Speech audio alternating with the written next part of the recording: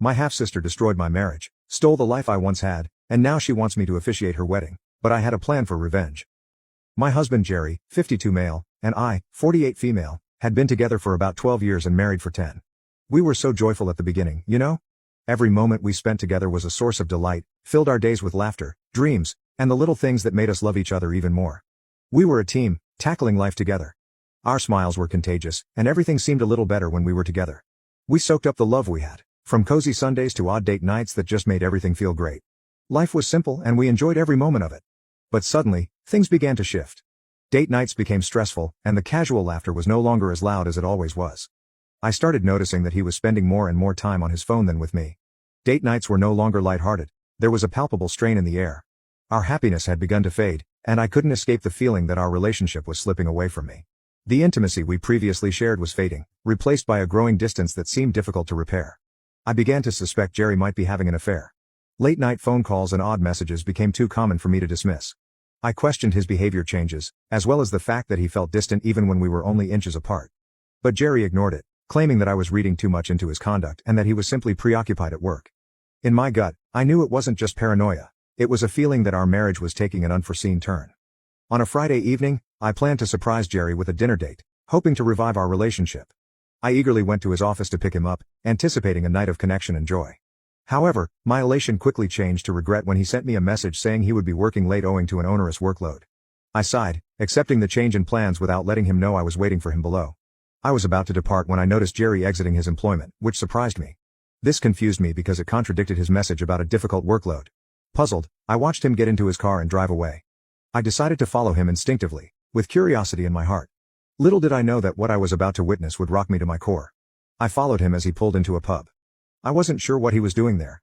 Why did he lie to me about this? As I quietly studied him at the bar, my greatest suspicions were clear. He was meeting a woman. I remained there, stunned, as the woman's back appeared familiar to me. The mystery woman then moved to sit in front of him, and my eyes widened in surprise as I realized it was my stepsister Karen. I could feel my legs giving out from shock, and I nearly fainted in front of the bar. While spying on them, I noticed my husband and Karen holding hands and smiling lovingly at one another. The understanding hit me like a gut punch, and I had an intense want to vomit. The overwhelming contempt, along with the betrayal, left me with a range of feelings, wondering how to respond to the extent of his deception. I recall leaving the bar in a trance, hoping Jerry wouldn't catch me. That night was the most difficult one of my life. I don't think I've sobbed this much since my dog died last year. It was terrible to realize that the person I intended to spend the rest of my life with was cheating on me with my own stepsister. For some perspective on my stepsister, my parents divorced when I was very young, and my mother married her new husband Harry. Harry had a daughter from his previous marriage, Karen. Karen and I hit it off right away, despite our 4-year age difference. However, our relationship began to deteriorate as I became aware of her ability to manipulate others. She showed to be a master of deception, easily manipulating any circumstance to her benefit. Karen's manipulative abilities were unrivaled, whether it was lying to our parents to evade punishments or misleading total strangers without thinking twice. Karen was constantly jealous of me, despite the fact that we both came from shattered homes. No matter how hard I tried, she never liked me. As we grew older and eventually went to college, I saw less of her. I received a full-ride scholarship and enjoyed my college years, making new friends, trying new classes, and relishing the freedom of youth. I started coming home less and less, and eventually stopped talking to Karen except at family gatherings.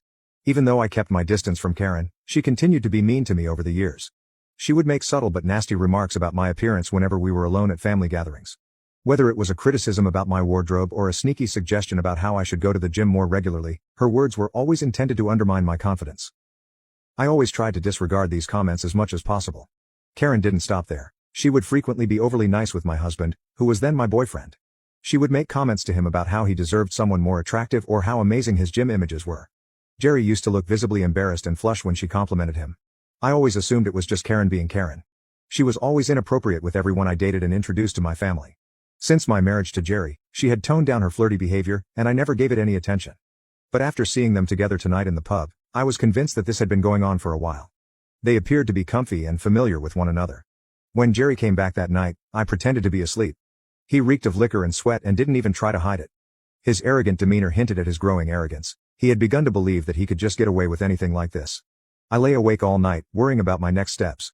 Before Jerry awoke, I discreetly removed his phone from our bedroom to check through it. Checking his messages, calls, emails, and images, I meticulously documented proof by taking shots using my own phone. That morning, after Jerry had left for work, I decided to drive to my mother's house because I felt she was the only person who could console me.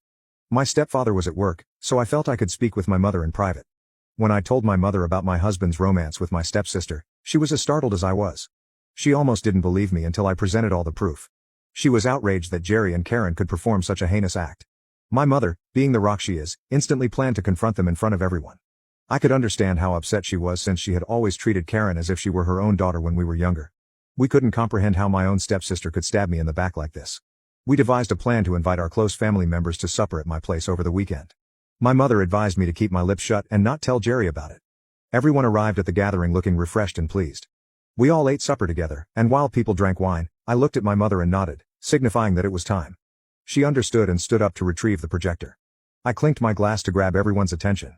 "Thank you all for joining us tonight," I began, my voice firm despite the tempest of emotions within me. "I've called you all here for a special reason, something I've been struggling with for a long time. I want you to pay attention to the projector because I have a surprise for you." Curiosity filled the room as my family and friends focused their attention on the projection screen. My mother had set up the gadget, and I took a deep breath, preparing to reveal the awful truth. I connected it to my phone and started scrolling through the photographs and messages I'd saved from my husband's phone. The room fell silent as everyone focused on the television. The first image appeared, showing Jerry and Karen in an intimate stance. Gasps and murmurs echoed around the room. Everyone glanced at it, bewildered. "This is not easy for me, but I felt you all needed to know the truth," I said, my voice steady.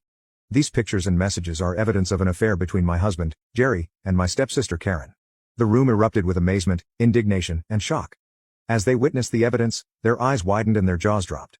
My mother's expression was a mix of rage and sorrow, and I could feel the tension rising. She stood beside me, holding my hand, silently reassuring me that she had my back. I continued scrolling through the devastating letters, revealing the extent of the betrayal. As I divulged more, everyone's shock morphed into palpable fury. I turned to face Jerry and Karen, who were sitting in startled silence. Jerry's face flushed with guilt, while Karen, formerly manipulative and shrewd, appeared little and vulnerable. The room appeared to vibrate with the combined wrath of those present. My mother stepped forward, her voice stern and full of disappointment. "How could you do this to our family? To your spouse? Your sister?" she demanded, her gaze fixed on Jerry and Karen. My stepfather looked directly at Karen and asked whether what I had revealed was accurate. Karen fell into tears, unwilling to confront him. The weight of his remarks appeared to crush her. Other family members expressed their own disbelief and fury. Some people exchanged looks and shook their heads, while others murmured harsh remarks to one another. Jerry and Karen sat there, unable to justify their actions in the face of incriminating evidence and furious emotions. The room pulsated with the weight of the truth, and my heart, though heavy, felt strangely relieved. The secret was out, and the lie was exposed for all to see. I spoke up again, addressing the audience. "I didn't come to you all here simply to expose them. I also wanted to let you know that I'm divorcing Jerry. If Karen wants my husband, she may have him. I appreciate everyone's compassion and support during this tough time." As the shock evolved to solidarity, the entire room rallied in my favor. Friends and family sent words of consolation and condemnation to Jerry and Karen. Jerry's face turned scarlet, and he walked away humiliated. Karen followed him, evidently looking for an excuse to get out of the situation. My mother held me, and I started crying. I had kept this agony hidden inside me all along, and suddenly it was coming out. In the months after this tragedy, I found myself emotionally exhausted, unable to muster the strength to get out of bed. The weight of the betrayal, along with the tiredness of innumerable tears, had left me feeling like a hollow shell of myself. Sleep had become both a haven and an escape from my harsh life. I kicked Jerry out of our house while we worked through our divorce. It was a long and difficult path, but I knew I wanted to get divorced from him as soon as possible. 2 days ago, following months of legal proceedings, the court granted us our wish. We were formally separated. I was overjoyed and spent the day with my mother, shopping and eating ice cream. For the first time in years, I felt liberated and free. That evening, when we were seated and watching a movie at my mother's house, my stepfather entered the room, looking upset. My mother asked him what was wrong, but he looked at me with worry. I sat up straight and asked him what had occurred. He asked if I had seen Karen's recent Facebook post. I shook my head and promptly unlocked my phone, looking for her profile. With bated breath, I went on her profile to see her most recent picture with Jerry. They were smiling and looked at each other with love. She captioned it, "So happy to be engaged." As I read the caption, my breath came to a stop. Then I realized, she was wearing a ring. I was very stunned to say the least. My mother, who was staring at me curiously, seized the phone from my grasp and cried out in surprise, understanding that Karen was truly marrying Jerry. I can't recall what transpired the rest of the night. Overwhelmed by shock and amazement, I sunk back into the couch, my mind whirling with a barrage of emotions. The room seemed to press in on me as I wrestled with the truth of the situation. My mother, who was similarly astonished, attempted to console me, but words failed us both. As if things weren't awful enough, my stepfather received a call from Karen. She was presumably calling to tell him about the news. I asked him to put her on speaker so I could hear what she had to say. My stepfather nodded and took up the phone. He calmly listened as Karen raved about her engagement and how excited she was to marry Jerry. I listened to her words, devastated and absolutely empty inside. My stepdad then furiously interrupted her. "Karen, what you did today is not only disrespectful and hurtful to your stepsister, but it will have far-reaching consequences for the entire family." Karen answered, apparently upset by his reaction. "I don't understand, Dad. Jerry and I are in love and we're getting married. What's wrong with celebrating that?" My stepdad chided me. "What's wrong, Karen, is the way you've gone about it. You had an affair and you think that's okay? Your actions have caused immense pain to someone you should consider family. Instead of being respectful and understanding, you are now flaunting your engagement in front of her and the rest of us without a thought for the consequences." Hearing his remarks, I burst into tears while my mother consoled me. I suppose this is when Karen learned my stepfather wasn't alone. She asked if I was in the room, and he confirmed. Karen then began pleading with me for a conversation. My stepfather glanced at me curiously, so I took the phone from him. I started asking her whether she realized what she was getting herself into. Karen smirked when she heard my voice and informed me she knew what she was getting into. She went on to suggest that I shouldn't be sobbing about Jerry because we were officially split and he was now free to marry her. As if that wasn't enough, Karen dropped another bombshell. Jerry and she wanted me to attend their wedding and bless them on their new path. Hearing her remarks, I felt a mixture of shock, rage, and incredulity. They wanted me to present a mask of acceptance, togetherness, and happiness when, in truth, I was dealing with the shattered shards of my own heart. The entire event felt like a sick joke on me. She began discussing how much it would mean to them if I could give a speech on their big day, indicating to everyone that I was fine with their wedding. I was stunned and at a loss for words. Without hesitation, my mother grabbed the phone from my grasp and addressed Karen directly. She stated unequivocally that Karen's actions were abhorrent and represented a new low. Karen responded angrily, stating that she and Jerry were in love and demanding that the family accept their relationship. I left my parents to deal with Karen and went to the guest bedroom, where I closed myself in and cried. I don't recall anything from the night. The next morning, I awoke angry and determined. Karen's audacious deeds kindled a fire within me. Instead than letting this knowledge devastate me, I resolved to turn the tables. I knew I had to tackle it head on and come out stronger. I wasn't going to let them take away my happiness and mental tranquility. I had a plan in my head and was determined to make Karen regret inviting me. I opened my laptop and began browsing her social media pages. I went through every social media picture she'd ever uploaded. As luck would have it, I eventually located what I was looking for. I convened a family meeting and described my intentions. I would go to Karen and Jerry's engagement party, but not alone. I would be inviting a very important guest to be my +1, unbeknownst to Jerry and Karen. My mother glanced at me curiously as I mentioned that I would be accompanying her ex-boyfriend from college, Ron. Ron was apparently my stepsister's great love, and she even had a tattoo of his name from when they were dating. They had a painful breakup, and I knew she would be shocked to find me arm in arm with her ex. My mother's eyes widened with recognition. I gave her a cheeky look. She gave me a gentle nod of assent, indicating that she understood my plan. My stepfather, on the other hand, believed this was going too far and warned me not to ruin my stepsister's wedding. So, Reddit, do you think I'm an a-hole for inviting my stepsister's ex to her wedding after she opted to sleep with and marry my husband? Update 1. It's been a few days since I last posted an update to my narrative. Thank you for your comments. I'm astonished how many of you understand and encourage my petty behavior. I'll confess that I wanted to be the bigger person at first, but seeing Karen update more and more of her engagement photos with Jerry officially reinforced my plan, and I set it in motion. I sent Ron a friend request on Facebook and messaged him once he accepted. To my amazement, he replied, and we began communicating.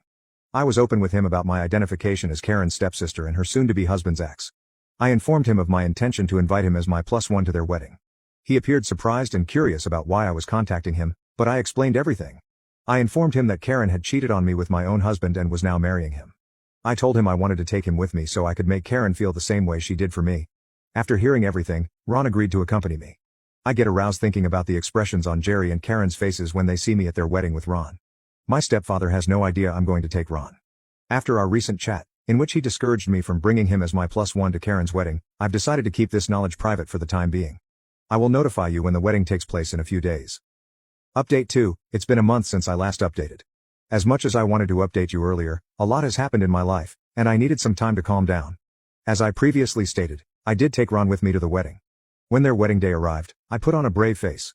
I strolled into their wedding in Ron's arms, dressed with confidence. Jerry's eyes widened as he noticed me going in with my special guest.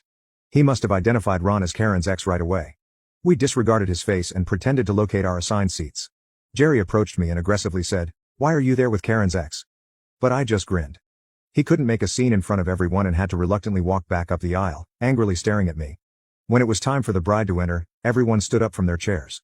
Karen, dressed in her wedding gown, entered with my stepfather. She recognized me among the guests and smiled triumphantly. I replied with a smirk, refusing to show her my vulnerability. Then she saw Ron standing next to me and stopped dead in her tracks. The music continued, and my stepfather begged her to keep walking, but Karen refused. Her gaze moved between me and him, possibly still perplexed. I held my head high and maintained a calm posture. When my stepfather observed Karen staring at me, he looked up at both me and Ron and must have realized what was going on. The air in the room swelled with tension, and I could feel the guests' collective curiosity growing. Karen surged toward me and came to a halt in front of us, her face distorted with a combustible combination of rage and disbelief. "Congratulations, Karen," I answered calmly. "I'm genuinely happy for you both." "What the hell is this?" she said, her voice angry. I met her gaze with an unwavering stare. "This, Karen, is my +1, I said with a hint of delight in my voice. "Meet Ron. You remember him, right?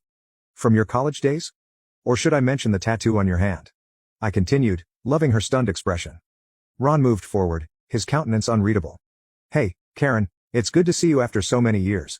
We thought we'd share in the joy of your special day," he stated calmly, refusing to be drawn into a confrontation. Karen's cheeks was flushed with wrath. "Joy? You call this joy? You're ruining everything," she exclaimed, her voice breaking through the din of the crowd. The room was stunned into silence. Guests glanced at Karen, their expressions reflecting the horror that filled the air. Whispers and whispers rippled around the room, as individuals exchanged incredulous looks. Keeping my cool, I replied, "Well, Karen, it was you who graciously invited me to your wedding with Jerry, so I thought I'd return the favor and bring along your ex, Ron." The room was alive with murmurs and gasps as the visitors assessed the developing drama. Karen's eyes furrowed at me, and she appeared surprised. It was evident she had not expected such a forceful response. Ron, keeping his calm manner, added, "Karen, we're here to celebrate your happiness. There's no need to make this a scene." Karen scoffed. "Celebrate my happiness? How can you even be with someone like her? Are you dating her now?" I smiled at her scorn and, shrugging nonchalantly, responded, "Like I said, you invited me. I'm just here to honor that invitation and wish you and Jerry a lifetime of joy together. What happens between Ron and me should not be your concern, especially since you're about to marry." Karen's rage heightened the tension in the room. Jerry, who was standing at the altar, came running down, pleading with Karen not to cause a commotion so that they could continue their celebration. Karen pulled him away fiercely. Then, out of wrath, she threw her bouquet across the room. The bouquet flew into the air, leaving a trail of petals in its wake before smashing to the ground. Despite the collective gasps, Karen walked out of the theater, her gown trailing behind her in a whirl of white. The door slammed shut behind her, leaving a sensation of astonishment in its wake. The visitors exchanged perplexed looks, unsure how to respond to the unexpected turn of events. Some people made awkward smiles, while others shifted uneasily in their seats. The mood, which had once been festive, was now tense and confusing. Jerry looked at me angrily and opened his mouth to yell, but my mother urged him to shut up after what he had the audacity to put me through. With a smirk, I told Ron that we should depart, and he nodded in accord. The audience erupted in a maelstrom of reactions, including disbelief, indignation, and whispered conversations. I left the venue with my head held high. The weight of betrayal was removed. The world had witnessed my anguish, resilience, and ability to rise above the ashes of a failed marriage. I don't care if people think I went too far because I've never slept with someone behind their back or ended a marriage. I only gave my stepsister a taste of her own medication. Update 3: I am astounded by everyone's response in just a few days since my previous update. I'm delighted to see that the majority of you understand why I did what I did, and I can appreciate some of your unfavorable emotions. Honestly, I have no regrets about what I did. My stepfather informed me that Jerry and Karen had formally ended their relationship. She refused to marry, no matter how hard Jerry begged with her. I'm guessing this suggests she still has feelings for Ron, and seeing him that day must have reminded her of them. I'm not one to take pleasure in the agony of others, but sometimes the only lessons individuals may learn are the repercussions. Jerry has sent me numerous angry missed calls and messages, but I have chosen to block him. My stepfather chastised me for what I did during my stepsister's wedding, and out of respect, I didn't argue with him much. My mother asked me to give him some time and space, and I agreed. In the aftermath, I've decided to focus on rebuilding my life and discovering happiness within myself. As I deal with the uncertainties of life, I will undoubtedly seek therapy, as everyone has suggested. For the time being, I want to focus on my personal development, finding my passions, and only exposing myself to positive influences.